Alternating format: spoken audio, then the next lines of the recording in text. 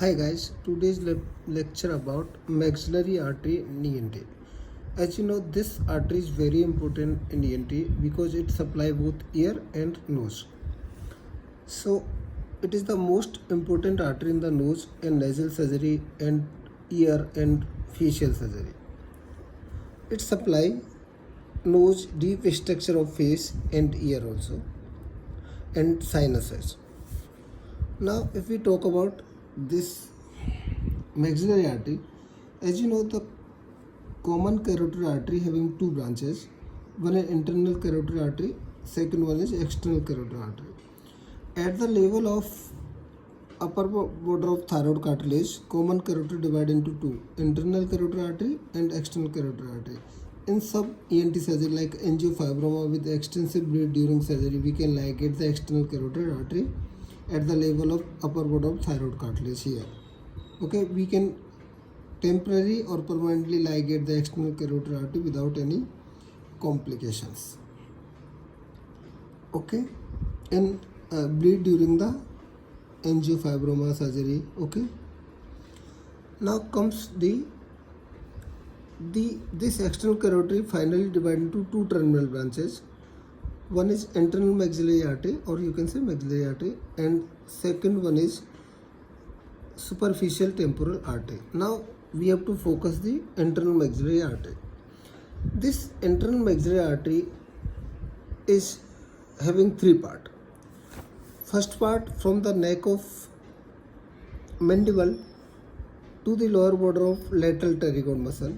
This first part is from neck of the mandible to lower border of a pterygoid muscle. From lower border of pterygoid muscle to which passes from the two heads till the upper border of this muscle passes. This is the second part. And third part, from the lateral pterygoid muscle to the pterygopalatine fossa. So these are the three parts of the maxillary artery. Now first part having 5 branches. I will describe each and every branch and importance of each and every branch. Okay. Now first branch is the deep auricular artery, which passes through between the floor of the external auditory meatus. Second branch of the first part is anterior tympanic artery. It passes through the petrotympanic fissure. Third artery of first part is middle meningeal artery. It passes through the foramen spinosum. Fourth branch is accessory meningeal artery, which passes through foramen ovale. And fifth artery is inferior artery, which is the inferior alveolar artery, which passes through the mandibular foramen.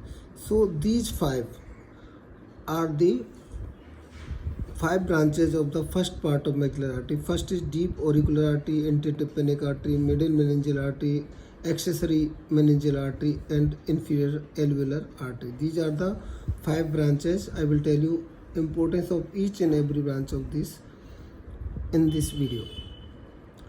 The second part, which overlies the lateral pterygoid muscle, having 4 branches. First is mesenteric artery, which supply the masseter muscle. Buccal artery, or you can say vaccinator artery, which supply the vaccinator muscle. Pterygoid artery, which supply the lateral medial pterygoid muscle. And deep temporal artery, which supply the middle ear and eustachian tube. This is the deep temporal artery and supply the temporalis muscle also. So these are the 4 branches of second part of maxillary artery, which overlie the lateral pterygoid muscle. First is mesenteric artery, second is buccal, third one is pterygoid, and fourth was deep temporal artery. These are the 2 branches. Now last part, third part, which crosses between the 2 heads up to the pterygopalatine fossa of maxillary artery, having 6 branches. First is pharyngeal artery, okay, which goes into pterygopalatine palatovaginal canal. Second artery is artery of pterygoid canal, which go into pterygoid canal.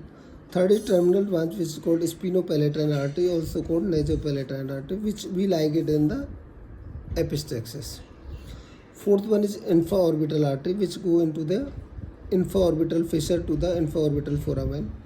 Fifth is posterior superior alveolar artery, which goes into the maxillary canal behind the body of maxilla. And sixth one is greater palatine artery,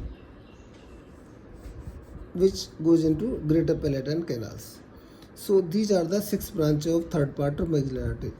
First is pharyngeal artery of pterygoid canal, second, third is spinopalatine, fourth is infraorbital artery, sixth is part of posterior superior alveolar artery and greater palatine artery. So these are the branches of maxillary artery. So I will tell you importance of each and every branch of the maxillary artery. Now come first part. First part is neck of mandible to lower border of lateral pterygoid muscle.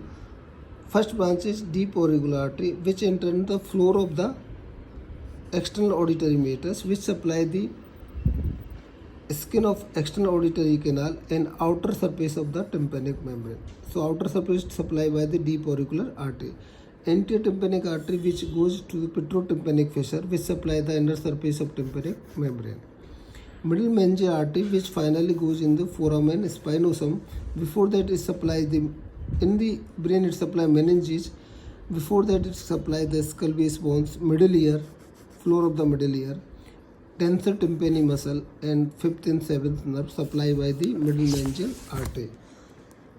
Fourth is accessory meningeal artery, which supply the meninges and both pterygoid muscles. Inferior alveolar artery is the passes through mandibular foramen, and accessory meningeal artery passes through foramen ovale. And inferior alveolar artery, which supply the lower teeth and myloid muscle and lower gums also. So these are 5 branches of first part of maxillary artery. You know, this first part of maxillary artery passes through all foramina, like deep auricular artery passes through foramina in the floor of the external auditory canal. Anterior tympanic artery passes through anterior tympanic foramen like petrotympanic fissures. Middle meningeal artery passes through foramen spinosum. Accessory meningeal artery passes through foramen ovale, and inferior alveolar artery passes through mandibular foramen. So all 5 branches passes through foramen. Okay. Now comes second part. Second part is the superficial two head of the pterygoid muscle, lateral pterygoid muscle. It's having muscular branch also. It means it supplies the muscles of the this particular area, like masseteric artery, which supply the masseter muscle. Deep temporal artery, which supply the temporalis muscle, means deep surface of temporalis muscle supplied by the deep temporal artery. Buccal artery, or you can say buccinator artery, which supply the cheek muscle and buccinator muscles. And pterygoid is supply the pterygoid muscles. Anastomosis with different branches of maxillary artery supply the pterygoid muscles. Lateral and medial pterygoid both supply mainly by pterygoid artery. So these are the 4 branches of second part of maxillary artery. Now comes most important is third part. Third part of is from lateral pterygoid muscle to pterygopalatine fossa. First branch is pharyngeal artery, which passes through these also passes through all foramina, like these 6 branches having each and every one having foramina. One is pharyngeal artery, which passes through palatovaginal canal. It supplies the roof of the nose, sphenoid sinus. So sphenoid sinus supplied by the palatovaginal canal, Eustachian tube and nasopharynx. The importance of this pharyngeal artery, if any tumor like vascular tumor like this hemangioma or angiofibroma having supply of this, so we have to cut this artery. So we have to ligate or cauterize this artery. So this is the importance of this pharyngeal artery. The artery of pterygoid canal also passes through the pterygoid canal, and it's having supply to Eustachian tube, nasopharynx and middle ear. In like vascular tumor like angiofibroma or EB malformation or hemangioma, you have to again cauterize this artery in pterygoid before entering the pterygoid canal or in the pterygoid canal. So this is importance of pterygoid canal. Now infraorbital artery, it passes through infraorbital fissure to infraorbital foramen and supply the maxillary sinus, lower orbital muscle, upper incisor, canine and lacrimal sac. So mainly the maxillary sinus supply by the infraorbital artery and posterior superior alveolar artery. You have to remember this. So in any vascular tumor which is arising from the maxillary sinus, so you have to ligate the internal maxillary artery before the third part, like between the after the lateral pterygoid muscle. So that will definitely helpful in recurrences, and also it's helpful in that angiofibroma which having multiple supplies. So you have to ligate the internal maxillary artery as distally as possible, like near to the lateral pterygoid muscle. Now spinopalatal artery is the also called nasopalatal artery. It's having supply mainly lateral medial wall of the nose. Mainly ethmoid sinus is supplied by the spinopalatal artery. So any epistaxis, this is the artery of epistaxis. So we have to ligate the this spinopalatal artery in idiopathic or recurrent epistaxis. Posterior superior alveolar artery, which passes through alveolar canal behind the body of maxilla, and it's supply the upper alveolus, gums, maxillary sinuses. So maxillary sinus supply mainly by the this infraorbital artery and posterior superior alveolar artery. So you have to consider these arteries in the AB malformation in the maxillary sinus or hemangioma which arises from the maxillary sinus. Greater palatal artery is passes through greater palatal, six arteries, greater palatal artery, greater palatal canal, and supplies soft palate, tonsil, palatal glands, and upper gums. So this is the anatomical importance of the maxillary artery. So any AV malformation, angiofibroma, surgery, these arteries are very important. So you have to know each and every artery of this. So this is all about maxillary artery. Thank you so much.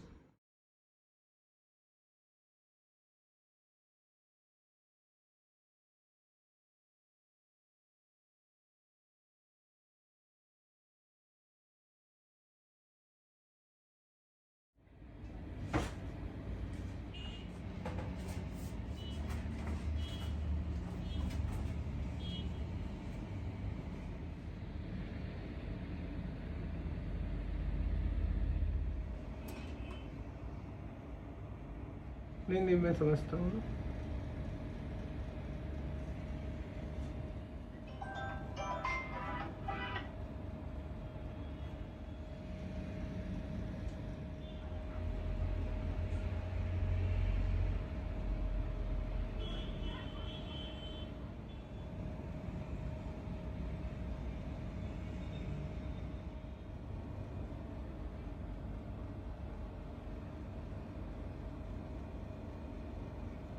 Cauterization. Hold on. Stop. Maxillary artery Through the Denker's approach. Denker approach. Yeah.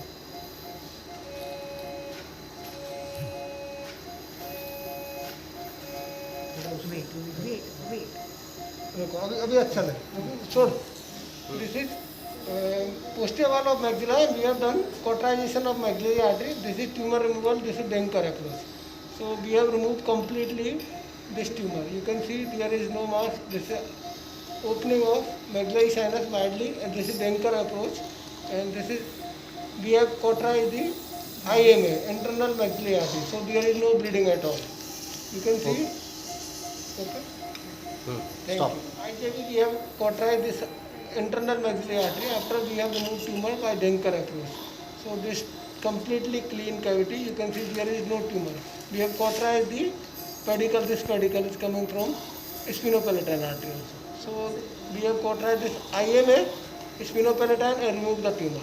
Thank you. We are infiltrating STD, sodium tetradecyl sulfate. This is used satrol used in the varicose vein. So we are infiltrating this in the area of origin. So this will help in prevent the recurrences. This is used Thank you, thank you. This is satrol injection. We are in the area of origin of meningioma. Thank you so much. tumor we have completely resected this tumor. ठीक है? Okay. This is nasal part. This is maxillary part. Hi guys. This topic about anatomy of spinopalatal artery. The spinopalatal artery is the one of the terminal branches of internal maxillary artery which originates from the external carotid artery system. It provides 90% of blood supply to the nasal cavity, that is lateral nasal wall, the terminates and most of the nasal septum. The anterior superior nasal septum is supplied by the anterior and posterior ethmoid arteries which originate from the ophthalmic artery, that is internal carotid artery system. The spinopalatal artery is the one of the 6 terminal branches of the third pterygomaxillary portion of internal maxillary artery. These 6 branches originate in the pterygopalatal fossa, which is located behind the medial part of the posterior wall of maxillary sinus. The spinopalatal artery may have 1 to 10 branches, within 97% of patients having 2 branches, about 60% having 3 branches. All branches arise from spinopalatal artery in pterygopalatal or pterygomaxillary fissure, enter the nasal cavity as a separate blood supply. This branch needs to clipped or cauterize or cut to able to determine the presence of most posteriorly located vessel. Other branches of SPA may exist posterior to the main branch of superior or inferior to SPA foramen. You can see in this picture spinopalatal artery anatomy in detail.